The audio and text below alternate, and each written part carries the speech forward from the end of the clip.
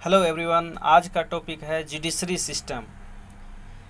इस टॉपिक के अंतर्गत हम भारत में न्याय व्यवस्था, सुप्रीम कोर्ट के बारे में, हाई कोर्ट के बारे में, जिला न्यायालय एवं ग्राम न्यायालय के बारे में जानेंगे। न्यायालयों का गठन कैसे होता है, उनका क्षेत्राधिकार क्या है, न्यायाधीशों की नियुक्ति कैसे होती है, उनकी योग्यता कैसे निर्धारित होता है, कॉलेजियम व्यवस्था क्या है, न्यायिक नियुक्ति, महाभियोग प्रक्रिया, न्यायालय की अवमानना क्या है, जनहित याचिका के बारे में जानेंगे, न्यायिक सक्रियता के बारे में जानेंगे, रीट कैसे दायर किया जाता है, न्यायिक पुनरावलोकन कैसे किया जाता है, नालसा और न्यायपालिका की कमियां के बारे में जानेंगे, न्यायपालिका के उत्तरदायित्व एवं न्यायिक सुधार के बारे में चर्चा करेंगे।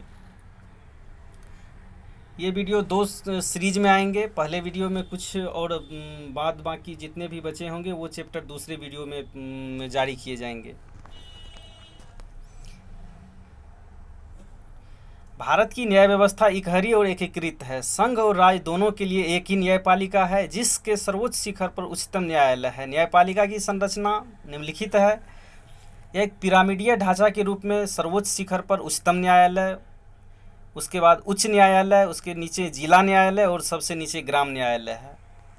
भारतीय संविधान में स्वतंत्र एवं निष्पक्ष न्यायपालिका का प्रावधान है। उच्चतम न्यायालय मूल अधिकारों का रक्षक और संविधान का संरक्षक भी है। संविधान के भाग 5 में अनुच्छेद 124 से 147 तक उच्चतम न्यायालय के गठन, स्वतंत्रता, न्याय क्षेत्र, शक्तियाँ आदि का उल्लेख है। उच्चतम न्यायालय में मुख्य न्यायाधीश सहित कुल 8 न्यायाधीशों की व्यवस्था संविधान में की गई थी। वर्तमान में सुप्रीम कोर्ट में एक मुख्य न्यायाधीश और 33 अन्य न्यायाधीश हैं। अभी chief justice of India एस.ए. Bobde हैं। उच्चतम न्यायालय के न्यायाधीशों की नियुक्ति योग्यता। मुख्य न्यायाधीश की नियुक्ति राष्ट्रपति न्यायाधीशों एवं उच्च न्यायालय के न्यायाधीशों की सलाह के बाद करता है। इसी तरह अन्य न्यायाधीशों की नियुक्ति भी होती है। उच्चतम न्यायालय के न्यायाधीश बनने के लिए न्यूनतम आयु सीमा निर्धारित नहीं की गई है। उच्चतम न्यायालय के न्यायाधीश बनने के लिए किसी उच्च न्यायालय अथवा 2 या अधिक न्यायालय में लगातार कम से कम 5 वर्ष तक न्यायाधीश के रूप में कार्य करना होता है, अथवा किसी उच्च न्यायालय या न्यायालयों में लगातार 10 वर्ष तक का अधिवक्ता होना होता है। 1993 को उच्चतम न्यायालय के 9 जजों की खंडपीठ ने एक निर्णय दिया, जिसे कॉलेजियम प्रणाली की उत्पत्ति हुई। मुख्य न्यायाधीश की अध्यक्षता वाली कॉलेजियम व्यवस्था में मुख्य न्यायाधीश के अलावा 4 वरिष्ठ जज होते हैं, जिनके सलाह के बाद ही मुख्य न्यायाधीश सरकार को सिफारिश भेजते हैं, जिन्हें मानने के लिए सरकार बाध्य होती है। परंपरा रही है कि उच्चतम न्यायालय के वरिष्ठ न्यायाधीशों को मुख्य न्यायाधीश के रूप में नियुक्त किया जाता रहा है, परंतु इंदिरा गांधी के कार्यकाल के दौरान 1973 में ए.एन. रे को मुख्य न्यायाधीश बना दिया तथा न्यायमूर्ति ए.एन. ग्रोवर एवं न्यायमूर्ति हेगड़े की वरिष्ठता का उल्लंघन किया गया। 1977 में मिर्जा अहमदुल्ला बेग को मुख्य न्यायाधीश बनाया तथा न्यायमूर्ति कृष्ण अय्यर की वरिष्ठता का उल्लंघन हुआ। न्यायाधीशों की नियुक्ति में पारदर्शिता बरतने के लिए, साथ ही कॉलेजियम प्रणाली की कमियों को दूर करने के लिए राष्ट्रीय न्यायिक नियुक्ति आयोग का गठन किया गया। इसके लिए संविधान में 99वां संविधान संशोधन भी किया गया, लेकिन सर्वोच्च न्यायालय ने इसे असंवैधानिक करार दिया। न्यायाधीशों के कार्यकाल एवं उनकी पद विमुक्ति। सर्वोच्च न्यायालय के न्यायाधीश एक बार नियुक्त होने के बाद 65 वर्ष तक पद पर बने रहते हैं। वह राष्ट्रपति को लिखित त्यागपत्र देकर भी पद त्याग कर सकता है। न्यायाधीश जांच अधिनियम 1968 के तहत उच्चतम न्यायालय के न्यायाधीश को हटाने के संबंध में महाभियोग की प्रक्रिया का उपबंध है। संसद में महाभियोग प्रस्ताव लोकसभा के मामले में कम से कम 100 सदस्य एवं राज्यसभा के मामले में 50 सदस्यों के हस्ताक्षर करने के बाद अध्यक्ष सभापति को दिया जाना होता है। अध्यक्ष या सभापति इस प्रस्ताव को शामिल भी कर सकते हैं या इसे अस्वीकार भी कर सकते हैं। जब इसे स्वीकार कर लिया जाए तब इसकी जांच के लिए 3 सदस्य समिति गठित की जाती है।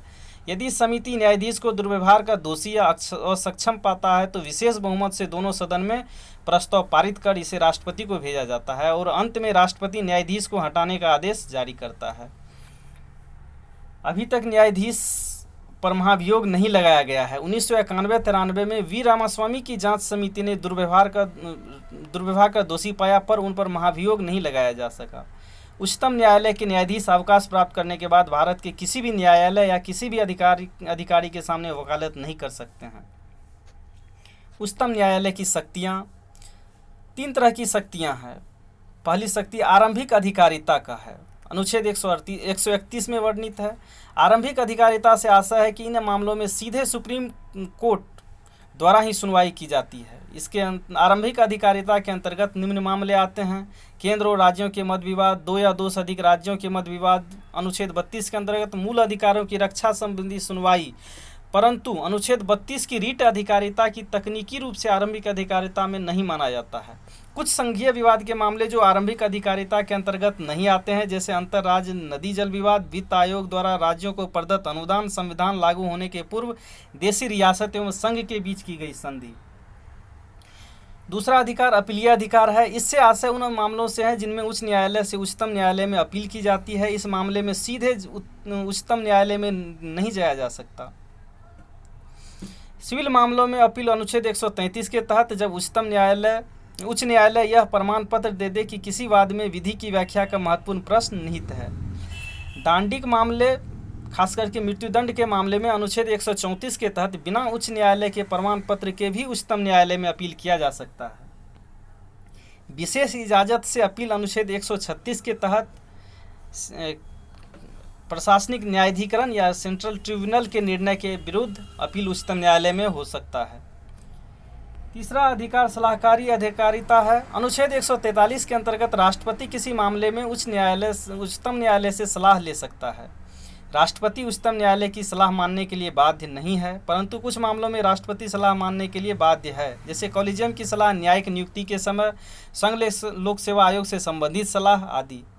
सुप्रीम कोर्ट भी सलाह देने के लिए बाध्य नहीं है, लेकिन कुछ मामलों में सलाह देना बाध्यकारी है, जैसे संविधान के लागू होने से पूर्व किए गए समझौतों एवं संधियों वाले मामले में उच्चतम न्यायालय के लिए सलाह देना जरूरी है। यह सलाह अधीनस्थ न्यायालय के लिए भी बाध्यकारी है। उच्च न्यायालय संविधान के भाग 6 में अनुच्छेद 214 से अनुच्छेद 231 तक उच्च न्यायालय के विभिन्न प्रावधान दिए गए हैं। संविधान में संसद को यह शक्ति प्राप्त है, प्रत्येक राज्य के लिए एक उच्च न्यायालय का वो प्रावधान कर सकते हैं। वर्तमान में देश में 25 उच्च न्यायालय है। कोलकाता उच्च न्यायालय, जिसकी स्थापना 1862 में हुई, सबसे पुरानी उच्च न्यायालय है। सबसे नई आंध्र प्रदेश का उच्च न्यायालय है। उच्च न्यायालय के न्यायाधीशों की नियुक्ति भी राष्ट्रपति करता है। प्रत्येक उच्च न्यायालय में एक मुख्य न्यायाधीश एवं अन्य न्यायाधीश होंगे। संविधान में उच्च न्यायालय के न्यायाधीशों की कुल संख्या के बारे में उल्लेख नहीं है। राष्ट्रपति अपने विवेक के अनुसार समय समय पर संख्या निर्धारित करते हैं।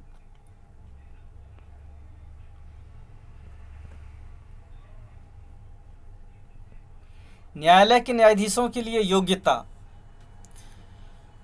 उच्च न्यायालय के न्यायाधीशों के लिए कुछ योग्यताएं हैं, जैसे उन्हें भारत का नागरिक होना चाहिए, भारतीय क्षेत्र में न्यायिक पद पर 10 वर्ष रहा हो या न्यायालय में 10 वर्ष तक लगातार वकालत की हो। उच्च न्यायालय के न्यायाधीशों की नियुक्ति की न्यूनतम आयु का वर्णन नहीं है। न्यायाधीशों की सेवानिवृत्ति की आयु 62 वर्ष है। उच्च न्यायालय के न्यायाधीशों को हटाने की प्रक्रिया सर्वोच्च न्यायालय के न्यायाधीशों के समान ही है। सामान्यतः उच्च न्यायालय को अपीलीय न्यायालय ही कहा जाता है। लेटर्स पेटेंट, यह एक ऐसा जुडिशरी सिस्टम में टर्म है जिसके अंतर्गत एक ही उच्च न्यायालय में जब एक न्यायाधीश के निर्णय को उसी न्यायालय में खंडपीठ के समक्ष अपील किया जाए तो उसे लेटर्स पेटेंट कहते हैं। लेटर्स पेटेंट के अंतर्गत अपील का प्रावधान इलाहाबाद, मुंबई, कोलकाता, चेन्नई एवं पटना उच्च न्यायालय में है। उच्चतम न्यायालय में उच्च न्यायालय की तुलना करते हैं। अब उच्चतम न्यायालय व उच्च न्यायालय दोनों अपीलीय न्यायालय है। उच्चतम न्यायालय का क्षेत्राधिकार पूरे देश के लिए होता है, जबकि उच्च न्यायालय का क्षेत्राधिकार आने वाले राज्य या राज्यों के भौगोलिक क्षेत्र तक ही सीमित होता है। उच्चतम न्यायालय का उच्च न्यायालय पर कोई प्रशासनिक नियंत्रण नहीं होता है। उच्चतम न्यायालय के पास सलाहकार शक्ति, विशेष इजाज़त से अपील एवं संघीय विवाद के निर्धारण की शक्ति है, जो उच्च न्यायालय के पास नहीं है। उच्चतम न्यायालय केवल मूल अधिकारों के हनन के संदर्भ में ही अनुच्छेद 32 के तहत रीट याचिकाएं जारी करता है, जबकि उच्च न्यायालय अनुच्छेद 226 के तहत उन मुद्दों पर भी रीट जारी कर सकता है जो मूल अधिकार के भाग नहीं है। न्यायालय 5 प्रकार की रीट याचिका जारी करता है। पहला, बंदी प्रत्यक्षीकरण। इनके जो नाम है उनके वही अर्थ भी हैं। इस रीट के द्वारा न्यायालय व्यक्ति को स्वशरीर अपने सामने उपस्थित कराता है, जिससे न्यायालय उनके बंदी बनाए जाने के कारणों को जान सके। यह रीट सरकारी एवं निजी दोनों लोगों के विरुद्ध जारी हो सकता है। निम्न मामलों में बंदी प्रत्यक्षीकरण याचिका प्रयोग नहीं होता है: यदि न्यायपालिका ने आपराधिक मामलों में किसी व्यक्ति को सजा दी हो, यदि व्यक्ति न्यायालय की अवमानना या संसदीय विशेषाधिकार के अवमानना का दोषी हो।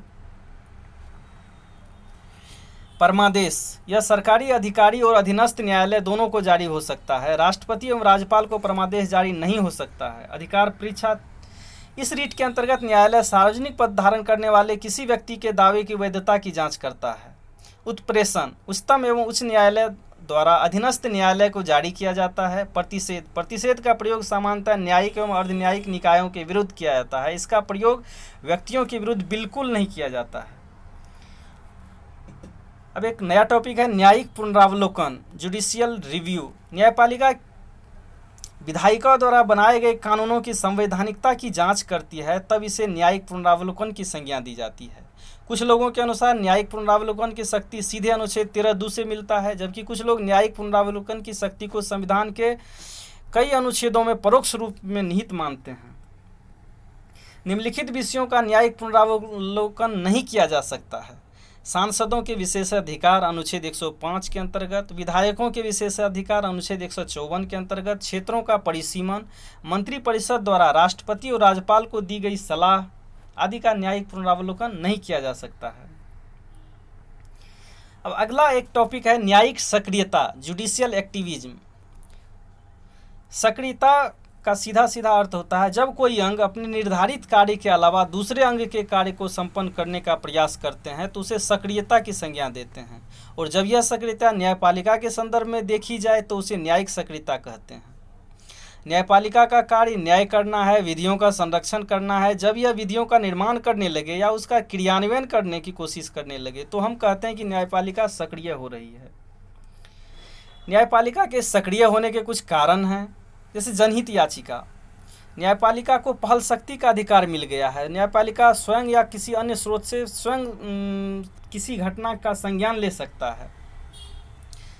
राजनीति में बढ़ता भ्रष्टाचार, राजनीति का अपराधीकरण, विधायिका कार्यपालिका की गुणवत्ता में गिरावट, नैतिकता का पतन, जनता की बढ़ती जागरूकता, सिविल सोसाइटी, गैर सरकारी संगठन, मीडिया की बढ़ती भूमिका, राष्ट्रीय मानवाधिकार आयोग, महिला आयोग की तत्परता एवं उनकी बढ़ती भूमिका आदि न्यायिक सक्रियता के कारण हैं। न्यायिक सक्रियता एक आधुनिक कंसेप्ट है क्योंकि ज़्यादा बातें 1980-90 के बाद देखने को मिलते हैं। न्यायिक सक्रियता के कुछ खतरे भी हैं। सरकार के विभिन्न अंगों के बीच आपसी टकराव पैदा होगा। कार्यपालिका, विधायिका और न्यायपालिका सरकार के 3 अंग हैं, इनमें टकराव की आशंका रहेगी। संसदीय लोकतंत्र से विपथगमन की संभावना बढ़ जाएगी। न्यायपालिका का कार्य बढ़ जाएगा। न्यायपालिका को तत्कालीन परिस्थितियों की जानकारी नहीं होती है, साथ ही तकनीकी जटिलता का ज्ञान भी नहीं होता है। परिणाम स्वरूप न्यायिक निर्णय अवास्तविक भी हो सकता है। निष्कर्षतः हम कह सकते हैं कि संसदीय लोकतंत्र के मूल भाव की रक्षा और सरकार के विभिन्न अंगों के बीच में टकराव पर अंकुश की आवश्यकता को देखते हुए न्यायपालिका की सक्रियता को उचित नहीं कहा जा सकता। लेकिन दूसरी तरफ विधायिका तथा कार्यपालिका की गिरती हुई गुणवत्ता तथा नैतिकता की दृष्टि से जनता के समक्ष न्यायपालिका ही एकमात्र आशा की किरण बची रह जाती है। न्यायपालिका ने सक्रिय होकर जनता के हितों से जुड़े हुए कई महत्वपूर्ण फैसले भी सुनाए हैं। अतः कहा जा सकता है कि जनता के अधिकारों की रक्षा के अंतिम साधन के रूप में कुछ विशिष्ट मामलों में न्यायपालिका की सक्रियता गलत नहीं है। अब जिला कोर्ट के बारे में जानते हैं। जिला न्यायालय या इसे ट्रायल कोर्ट कहते हैं। जिला न्यायालय में किसी भी मामले की सुनवाई की जा सकती है। जिला न्यायालय एवं निचले न्यायालय को अधीनस्थ न्यायालय कहा जाता है। जिला न्यायाधीश की नियुक्ति राज्यपाल द्वारा उच्च न्यायालय की सलाह से की जाती है। सिविल मामले में जिला न्यायालयों की संरचना निम्न होता है: जनपद न्यायाधीश, उसके नीचे अधीनस्थ न्यायालय, उसके नीचे मुंसिफ न्यायालय, मजिस्ट्रेट और सबसे नीचे न्याय पंचायत। आपराधिक मामले में जिला न्यायालय की संरचना निम्न है: सत्र न्यायाधीश या मेट्रोपॉलिटन मजिस्ट्रेट, अधीनस्थ न्यायालय, मजिस्ट्रेट, सबसे नीचे पंचायत अदालत। आपराधिक या सेशन मामलों में जिले की सबसे निचली अदालत को पंचायत अदालत कहा जाता है। ग्राम न्यायालय। ग्राम न्यायालय अधिनियम 2008 के द्वारा 2 अक्टूबर 2009 से ग्राम न्यायालय की स्थापना की गई। ग्राम न्यायालय का न्यायाधीश न्याय अधिकारी कहलाएगा। इसकी नियुक्ति राज्यपाल द्वारा उच्च न्यायालय के सलाह से की जाएगी। ग्राम न्यायालय प्रत्येक पंचायत के खंड स्तर पर स्थापित किए जाएंगे। ग्राम न्यायालय चलते फिरते न्यायालय, मोबाइल कोर्ट की तरह होंगे। ग्राम न्यायालय को सिविल एवं आपराधिक दोनों तरह के मामले की सुनवाई का अधिकार होगा। ग्राम न्यायालयों का मुख्य उद्देश्य ग्रामीण क्षेत्र के लोगों को उनके द्वार पर ही निःशुल्क न्याय प्रदान करना है। जुडिशरी सिस्टम का अगला भाग नेक्स्ट वीडियो में मिलेगा। हम वीडियो लगातार बनाते रहें, इसके लिए प्लीज़ हमको मोटिवेट करते रहें। वीडियो को अधिक से अधिक लाइक करें, सब्सक्राइब करें, शेयर करें, दोस्तों को बताएं। Thanks for watching.